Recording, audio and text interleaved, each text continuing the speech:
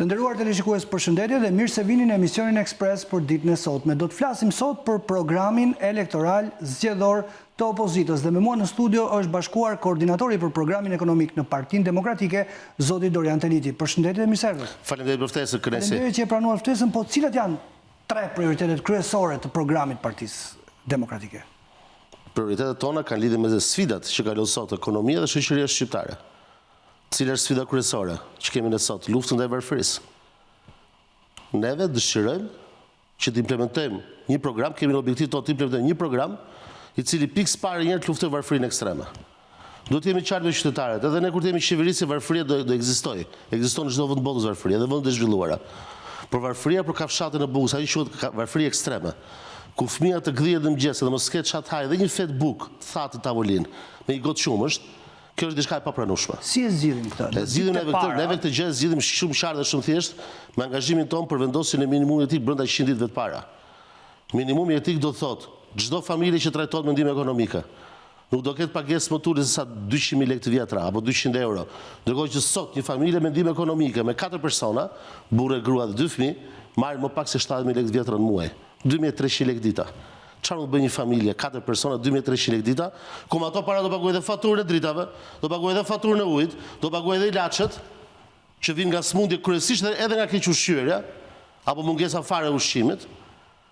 Praktikisht janë njerëz të destinuar që të jetojnë shumë më pak sinansa ansiore dhe shumë më keq për sa i përket aspektit cilësor. Angazhimi im është vendosja e minimumit etik.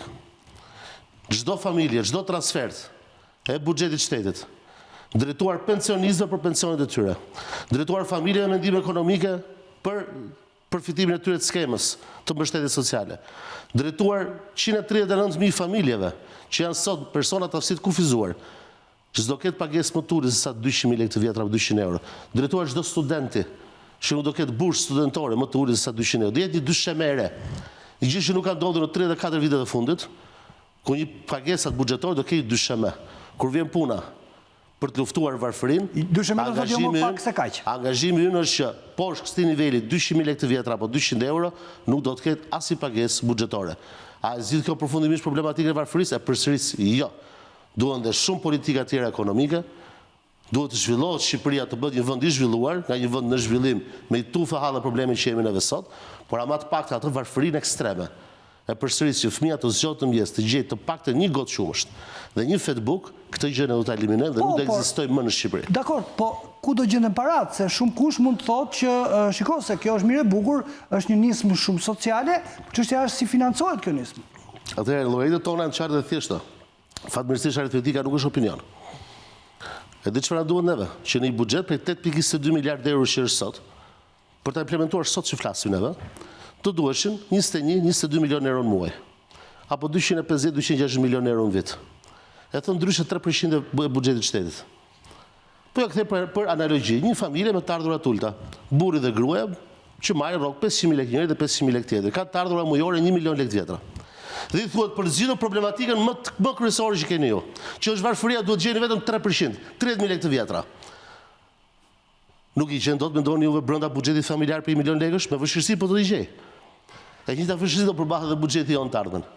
Qeverisja jonë duhet të gjejë vetëm 3%, të realokojë fonde 3% brenda buxhetit ekzistues, pra vlerës totale ekzistuese, madje edhe më pak se 3%, por po rrumbullakosim 3%, për të zgjidhur problematikën e varfërisë ekstreme të qindra mijëra pensionistëve, e përsëris, të 139.000 familjeve që kanë persona të aftësit kufizuar, që përveç hallave që kanë një person me aftësi të kufizuar në shtëpinë e tyre, ushton dhe hallë financiar dhe ekonomik, dhe të 62.000 familjeve që trajtohen sot me ndihmë ekonomike. E me çfarë zgjidhim? Me 3% buxhetit. Tash më thoni ju, i nderuar, qëndrimi është i qartë dhe i thjeshtë. Neve nuk do bëjmë ajustime të skemës aktuale buxhetore, pra të sistemit të ardhurave dhe të shpenzimeve. Nëse një ajustime do se të marrin pensionet për shembull. Ne do bëjmë shkërmoqje të sistemit aktual. Edhe në koncept se si vjen taksat e tatimit. Edhe që në sistemin e taksimit, pra nga sistemi taksi progresiv do kalojmë sistemin e taksimit shesht, nga sistemi taksave më të larta në rajon do shkojmë në sistemin e taksave më të ulta në rajon. Taksimi shesht sa? 10%, është deklaruar kjo gjë. Madje nesër dhe pastaj do dalin në llogaritjet se sa do përfitojnë edhe njerëzit, ti si i punësuar, sa do përfitosh nga eliminimi i taksës 23%, e cila sot i ka marrë frymën shtresës mesme. Ku me të vërtet Shqipëria është një vend i cili ka migruar në 34 vite me fazat e veta. Por ama këto vite fundit një parë migrim shtresës mesme së drejtë që s'ka ndodhur kurrë më parë. Përpara ikshin ata të cilët nuk kishin një mundësi pune, nuk kishin një mundësi arsimimi, nuk kishin mundësi jetese. Kështu sot kanë ikur njerëz si puna ime dhe si puna jote, njerëz që kanë të ndërtuar një të ardhme këtu, që kanë familje këtu, që kanë punë këtu, që janë të mirë paguar në mes të Tiranës dhe kanë marrë valixhet të ngjashmit tan, kanë marrë valixhet dhe rrobat në krah dhe janë larguar nga Shqipëria. E para cila është lufta frontale ndaj varfërisë. Objektivi jon. Objektivi dytë i programit ekonomik cili është të rikthejmë prodhimin në këtë vend zotri. Në Shqipëri nuk po prodhohet më, në Shqipëri importohet. Në turizmin tonë familjarë ta gjejnë mirë çdo kush që po na ndjek këto momente. Në çdo katër produkte që ne konsumojmë 3 kemi produkte importi. Po pse më duhet konsumojnë domaten e importi ku ne kemi këtu tokën pafund, e cila thjesht duhet punohet nga fermeri shqiptar. Por pyetja pse nuk e punon fermeri shqiptar tokën tonë. Sepse fermeri shqiptar nuk është subvencionuar, si është subvencionuar fermeri i Kosovës, i Malizia apo i Serbisë. Dhe për më tepër fermeri shqiptar është sot ende subjekt për 6 vitesh, që ka vitin 2019, është subjekti një skeme vrastare të shpikur vetëm në Shqipëri, i diferencimit të vëshët si quhet në hyrje ndalje, që ngarkon me pak të 20% kosto shtesë fermerit, që përkthehet praktikisht në çmim më të lartë. Po ne të dy që jemi konsumatorë dhe gjithë shqiptarët kur dalin në treg, çfarë ndodhin? Kur shohin dy produkte të ngjashme me njëri tjetrin, zgjedhin ato që ka çmim më të ulët. Dhe fatkeqësisht ai produkt që ka çmim më të ulët në Shqipëri, midis produktit shqiptar dhe produktit importit, është produkti importit. Sepse ai vjen produkti subvencionuar nga vendi vetë i origjinës. Ne nuk konsumojmë vetëm ato që prodhon fermeri, ne konsumojmë shumë edhe mallra të tjera. Konsumi është më shumë. Absolutisht, ne po flasim për atë që për atë industri të lehtë deri diku të mesme. Se nuk po flasim për industri të rënda, Shqipëria nuk do bëhet një herë, nuk besoj të bëhet një herë. Të mbyt Serbia se ka industri të lehtë të qëndrueshme prej vitesh. Qumshi që vjen nga neve sot konsumojmë qumshi që vjen nga Serbia, konsumojmë domate dhe mollë që vjen nga Malizi, konsumojmë patate që vjen nga Kosova, konsumojmë djathë që vjen nga Greqia. Ky është realiteti jonë i trisht. Dhe këto nuk e themi ne si përfaqësues të opozitës. Nuk e them unë si koordinator i programit ekonomik të opozitës. E thon dhënat e instatit dhe doganës. Tani, a kemi në mundësi të prodhojmë vetë produkte? A kemi mundësi ne të rikthejmë produkti made in Albania? Ta kthejmë prioritet të politikave tona ekonomike? Nëpërmjet subvencionimit? Nëpërmjet formave nga më të ndryshme, ku një pjesë prej tyre, në rastin e bujqësisë, funksionon subvencionimi. Zotri, jetojmë një treg të hapur. Fermeri shqiptar, thjesht kufiri e ndan me fermerin Maqedonas, me fermerin e Kosovës dhe të Serbisë. Dhe kostot e transportit që janë të lëvizjes së madit. Pjesa tjetër, jetojmë një treg ballkanik, jetojmë një treg europian, treg botror. Dhe konkurenca bëhet me cilësi dhe me çmim. Do gjithsesi cilësi jemi aty me produktet e importit, gara bëhet te çmimi. Dhe fakti që ata vinë gjysmën e kostove i kanë pothuajse të subvencionuara, ndërkohë që fermeri shqiptar nuk i ka fare të subvencionuara, ai vjen praktikisht me gjysmën e kostos në Shqipëri, që dhe kur i shtohet kostot e transportit, përsëri ka mundësi të prezantohet tregu shqiptar me çmim më të ulët sa produkti vendas. Prandaj ne kemi parë me 10 raste të fermerit shqiptar i cili merr ato kova të mëdha me qumësh dhe i derdhë xhade, i derdhë në rrugë, në autostradë. Kemi parë që derdhin domate, shëlqini, patuxhane dhe produktet tona. Fermeri europian e bën një gjë tillë. Atje i kanë bërë për arsye të tjera, jo për arsye se nuk i shesin dot. Atje kanë bërë për revoltën e tyre, për shkak të një proteste që ata kanë. Ndërsa në Shqipëri janë hedhur sepse nuk i shesin dot. Nuk shite, nuk ka treg për ata.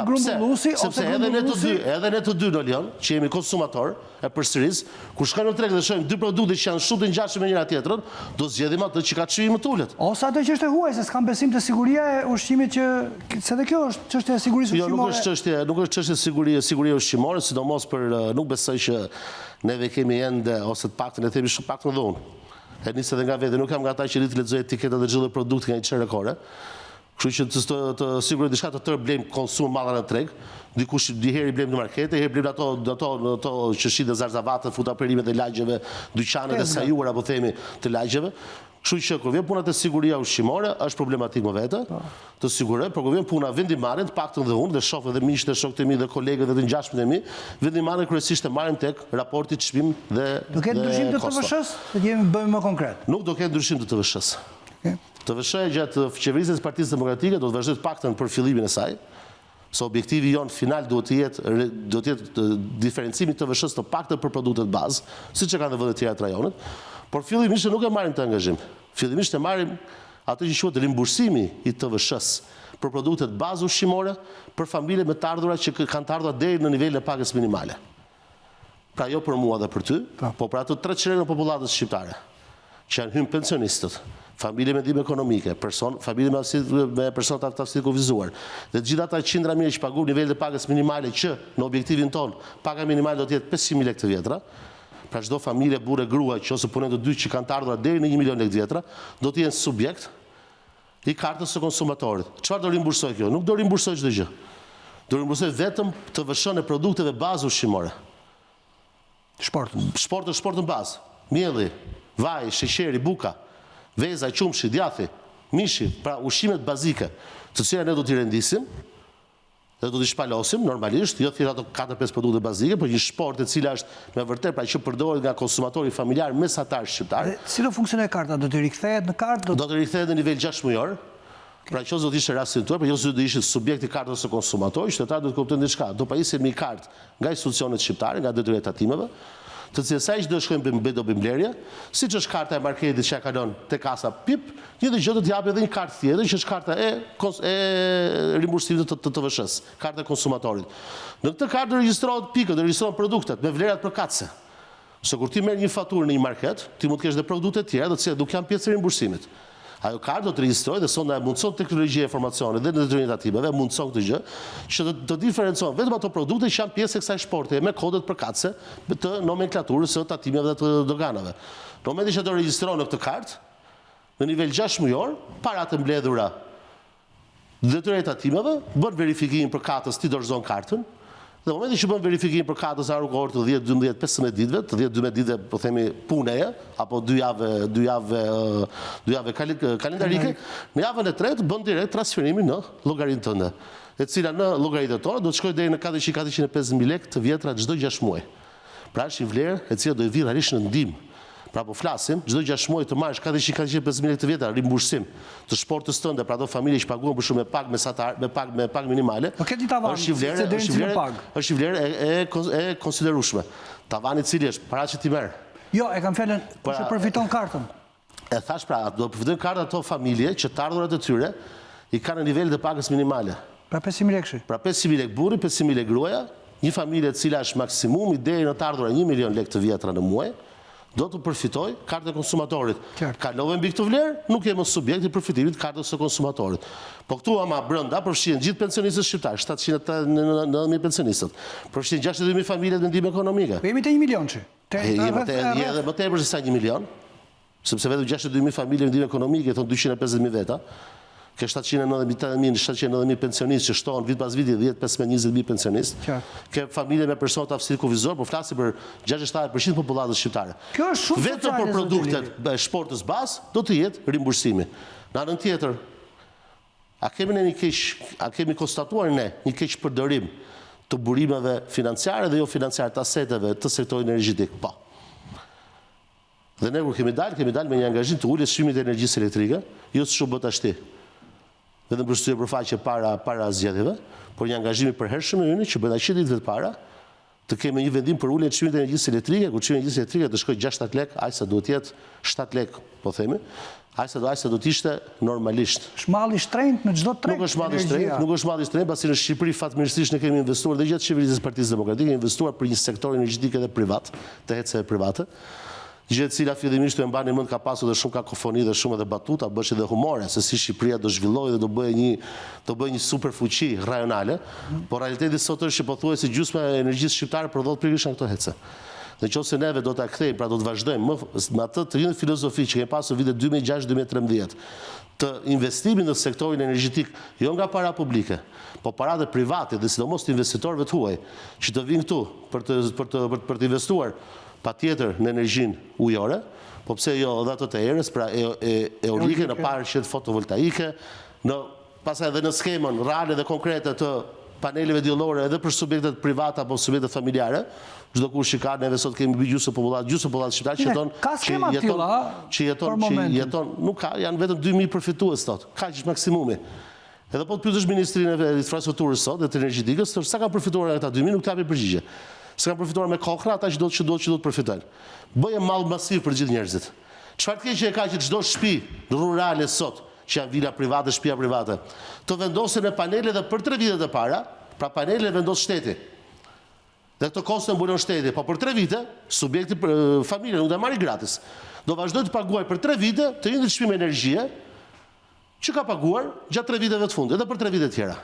Dhe kjo rekuperon avash si skem kredie deri diku, koston e blerjes. Ama do kishte që pas 3 vitesh zotri, do kishte të gjithë familjet që jetojnë në fshat, në zonat rurale, në zonat periferike, që janë zona private, pra shtëpi private, të gjitha do jenë që mund ta prodhojnë vetë energjinë e tyre elektrike. Pra kur ne flasim për energji elektrike, nuk flasim një problematikë zgjidhet brenda ditës, as brenda javës, as brenda muajit.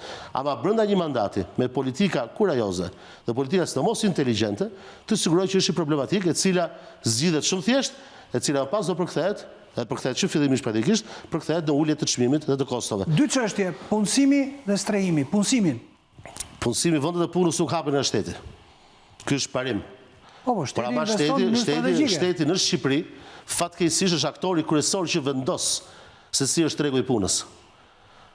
Shteti është ai i cili mund të krijojë kushtet sipërmarrjes që të hapen vende pune për të zhvilluar, duke lehtësuar sipërmarrjet, duke dhënë atyre më shumë mundësi, që është filozofia jonë, filozofia e taksës ulët, filozofia që mos shkojnë kontrolle sipas shefit të taksidarëve nga më të ndryshëm. Sot të shkon higjiena, nesër të vjen elektriku, pas nesër të vjen dikush tjetër, pas një ditë të vjen tatime, një ditë të vjen task force, një ditë të vjen to, çfarë në kosto pune për sipërmarrjen, duke mos e lënë sipërmarrjen shqiptare që të vetë merret me zhvillimin e biznesit vet, të merret me taksidarë që vinë deri që ne dim shumë që pjesë do mos të rasteve, problematik 30 vjeçare, për t'u thënë kjo gjë. Pjesë të mos të raste vinë atje për të marrë rushvetin e radhës. Vjen mirë që pranoni disa gjëra që janë 30 vjeçare problemet, nuk janë patjetër. Asnjë problematikë që ekziston sot nuk është që nuk ka ekzistuar edhe në të kaluarën.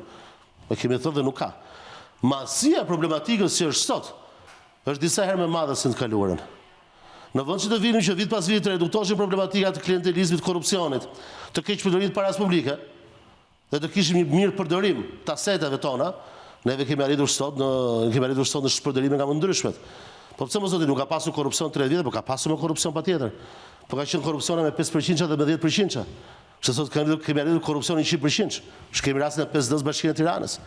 Kemi rastin e financimit të inceneratorit të Tiranës që ende nuk ekziston dhe ka marrë 132 milion euro dhe vazhdon të marrë ditës.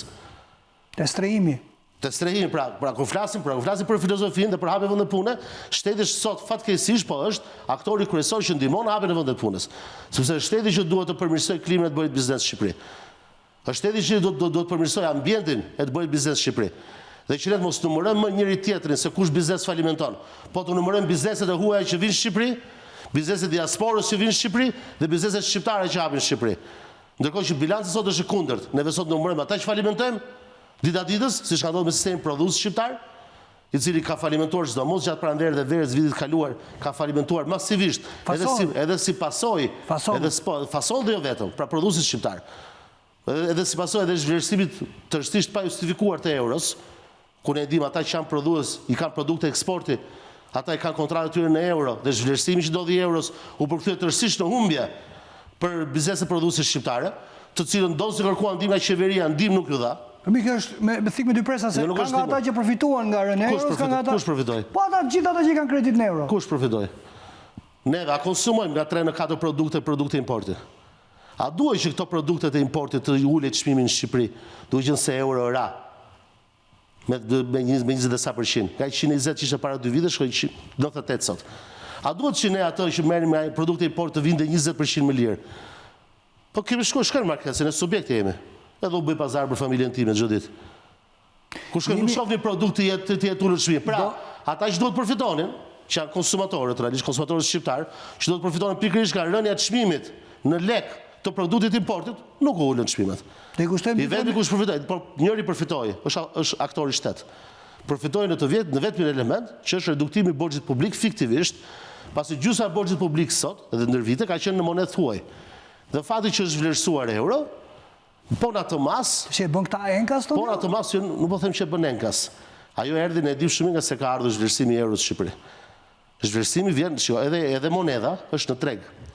Edhe drejtohet nga parimet e kërkesë ofertës. Pra drejtohet nga parimet e sa disponueshme është dhe sa kërkohet ajo. I kushtojmë që 20 sekonda arritëm të strehimi. Dhe në moment, po ta serojmë, të gjithë është shumë rëndësishme. Por në momentin që ti ke sa miliardë euro në treg, të cilat lundrojnë në formate të jo zyrtare, kanë bërë atë që të zhvlerësohet euro në këtë farforme që është vlerësuar sot. Nëse moneda shqiptare do fuqizohej si pasojë e zhvillimit ekonomik gjithëpërfshirës, do ishte lajmi më i mirë i mundshëm. Po këto tregues makroekonomik që kemi ne, nuk ka ekonomist, nuk ka model ekonomik, nuk ka profesionist që të justifikoj të zhvlerësim që i ka ndodhur monedës euros dhe fuqizim monedës shqiptare. I vetmi justifikim që njihet edhe literaturë është nga burime jo ligjore dhe jo zyrtare. Cilat janë burimet e ligjore dhe jo zyrtare? Parat e korrupsionit, parat e krimit, parat e parat e trafiqeve e kështu me radhë. Strehimi. A kemi ne sot problematik me strehimin? Sepse këto parat që lundrojnë në treg, zotëri, kanë bërë që sot është pamundur ble shtëpi.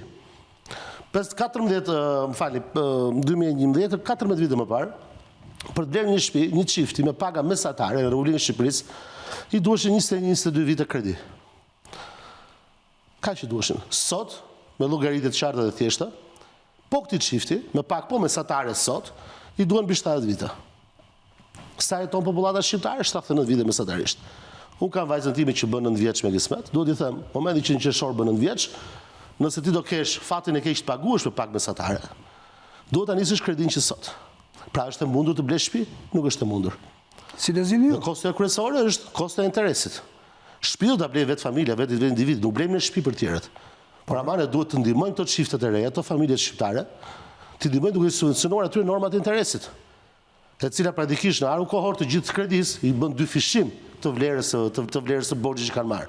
Marrin 100.000 euro, shkopagojnë 200 fund fare, se është interesi që bën punën vet. Atëherë angazhimi ynë është që për një mandat 2025-2029, 20.000 kredi për çiftet dhe familje, 5.000 çdo vit, do të subvencionohen nga buxheti i shtetit mbi masën 1%. Nga 0 deri 1% në varësi të llojit të familjes, në varësi të statusit familjar, në varësi të vështirësive, të ardhurave kështu me radhë, nga 0 deri në 1%, pra mund të jetë 0, mund të jetë 0,2, 0,5, 0 apo edhe 1%, do të paguhet diçka nga familja për të kuptuar që ka një interes. Për ta kuptuar dhe për ta vënë para përgjegjësisë, se është produkti i tyre. Çfarë është mbi 1%? Pra po supozojmë që sot është 7 apo 8%, është 7% sot në treg, 6% që do subvencionohet nga buxheti i shtetit deri në përfundimin e kredisë. Për 22 vjetë? 22, 25, 30 vjetë, sa të jetë, sa do të bie në dakordësi për kredin, midis subjektit që do blej familjes dhe subjektit bank që do t'japi kredin. Ajo që na intereson neve është diçka. Edhe për shkak të traditës. Ne shqiptarët kemi diçka, neve shtëpinë kemi të parën. Pra parën kemi jetën dhe shëndetin. Dhe gjithmonë kur themi jetë dhe shëndet themi për familjarët tanë. Dhe e dyta që themi çfarë është? Shtëpia. Çatia mbi kokën tonë. Në kësaj tradite, sidomos në kohën e sotme, që është bërë pothuajse e pamundur të blesh një apartament apo të ndërtosh, neve shkojmë me skemën e subvencionimit. Por ama ka dhe diçka tjetër. Del në Lioni dhe thotë, unë kam një shtëpi të trashëguar, se çdo kush mund ta përfitojë. Po e kam të rënuar, pra duhet të bëj investimin. Atë ti nuk do jesh subjekt i përfitimit të skemës së kredis, po ti do marrësh një bonus që do varojë nga 10.000 euro deri në 25.000 euro, për rikonstruksion e i banese ekzistuese tënde. Ne këtu do jemi dhe do diskutojmë dhe këtu do të jemi, sepse edhe sipas llogaritëve të qarta dhe thjeshta. Nëse çdo para që neve do t'japim për to familje dhe për to çifte të reja, të paktën do t'i mbajmë ata të lidhur këtu në Shqipëri. Dhe s'do kemi më i nderuar shqiptar që largohen çka ndodhi gjatë 12 viteve, që janë larguar mbi 1 milion shqiptar, dhe që për më tepër ata që janë larguar janë pjesa më e fuqishme dhe më vitale e krahut të punës, si nga ana fizike, ashtu dhe nga ana intelektuale. Unë të falenderoj sa e me mua në studio. Unë të falenderoj shumë dhe uroj që kthehem sa më shpejt për detajuar akoma dhe pjesë të tjera të janë shumë interesante të programit tonë. Ishte Dorian Teliti, ishte Ekspres edhe për ditën e sotme, bashkë më do takofshim.